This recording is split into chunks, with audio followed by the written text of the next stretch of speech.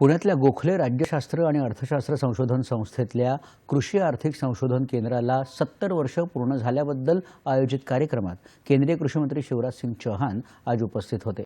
कृषी क्षेत्रात होणारे विविध संशोधन शेतकऱ्यांपर्यंत पोहोचवण्यासाठी त्या संबंधीचे लेख आणि माहिती त्या भाषेत प्रकाशित करून शेतकऱ्यांपर्यंत पोहोचवण्याची गरज शिवराज सिंग चौहान यांनी व्यक्त केली।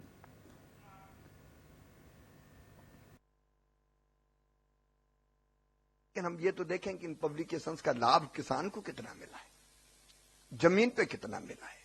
तो लैब में जो हो रहा है वो लैंड तक, वैज्ञानिक जो कर रहे हैं विज्ञान, वो किसान तक कैसे ठीक से पहुंच जाए,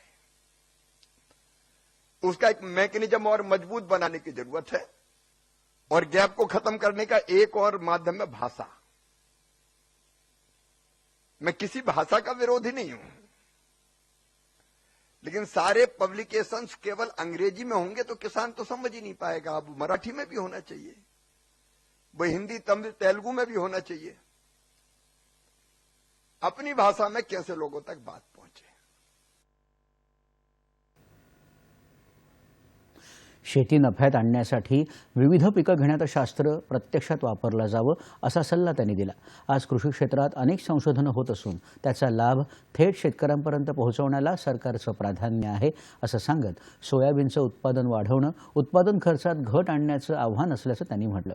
त्याचबरोबर उपलब्ध पाण्याचा योग्य रीतीने कसा वापर करता येईल यासाठी ही सरकार काम करत आहे असं कृषी मंत्री म्हणाले।